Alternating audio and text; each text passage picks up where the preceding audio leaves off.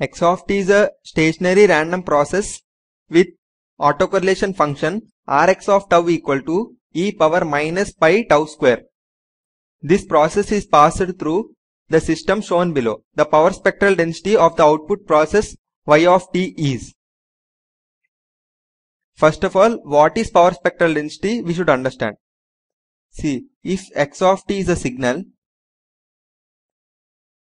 x of f is its Fourier transform. Okay. X of t, find x of f, its Fourier transform, then mod x of f square is nothing but the power spectral density. This is called the power spectral density, mod x of f square. Or find autocorrelation function Rx of tau and find its Fourier transform. Fourier transform is x of f square. Therefore, autocorrelation function and for power spectral density are Fourier transform pairs. Rx of tau has what? Power spectral density. Fourier transform is nothing but power spectral density. That is nothing but mod x of f square. Power spectral density is nothing but mod x of f square. Therefore, if someone asks you find the power spectral density of something, okay, given x of t, find its Fourier transform, square it, that's it. Then you will get the power spectral density. Here, what he asked, find the power spectral density of the output process y of t. Okay, first of all, write y of f is what? See, x of f, x of t has x of f as Fourier transform. This into h of f is how much? H of f I will write directly. H of f. And from here this is coming. Minus, from here it is coming. Minus x of f is equal to y of f. Right? Which implies y of f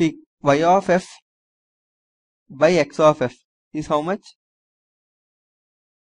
H of f minus 1. Okay, this is y of f by x of f. Let me write it here. Y of f by x of f equal to h of f minus 1. Rx of tau is given as how much? E power minus pi tau square. This is what Gaussian.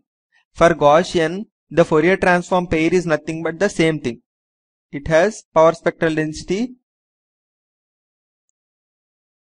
of x of f. Let us call it like this. It has what? E power minus pi f square.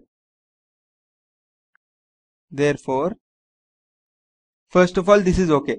Y of f is what? X of f into h of f minus 1. What is power spectral density? Mod y of f square is equal to mod x of f square into mod h of f plus 1 whole square. What is h of f? J 2 pi f. 1 plus j 2 f square. This is power spectral density of x of f. And this is what? Power spectral density of y of f or y of t, whatever it is. Okay, power spectral density, output power spectral density equal to input power spectral density into mod h of f square. Okay, this is the filter. PSD of input I will write because input is x into what is this one? Square a plus ib has magnitude how much? A square plus b square. Therefore, 2 pi f whole square plus 1 is equal to square root of 4 pi square f square plus 1. Okay, this has magnitude this much. Therefore, whole square gives how much? 1 plus 4 pi square f square is equal to power spectral density of output. That is power spectral density of Y. Input power spectral density is how much? Rx of tau is given for us. Autocorrelation function. Its Fourier transform pair gives us power spectral density. That is, since it is Gaussian, the Fourier transform is also Gaussian. E power minus pi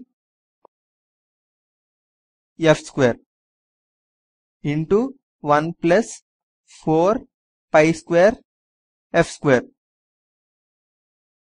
is power spectral density of output. Therefore, option A is correct.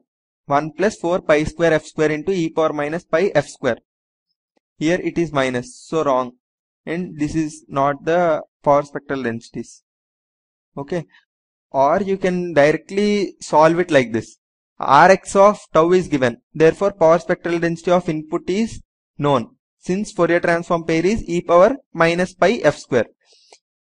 Output power spectral density is equal to input power spectral density into mod h of f square. This is a standard formula. Power spectral density of output is power spectral density of input into mod h of f square. This is not h of f. This whole thing is h of f. Okay. H of f is j into 2 pi f plus minus 1 here. Okay. It's mod whole square. Therefore, you will simply get it. Therefore, option A is correct here.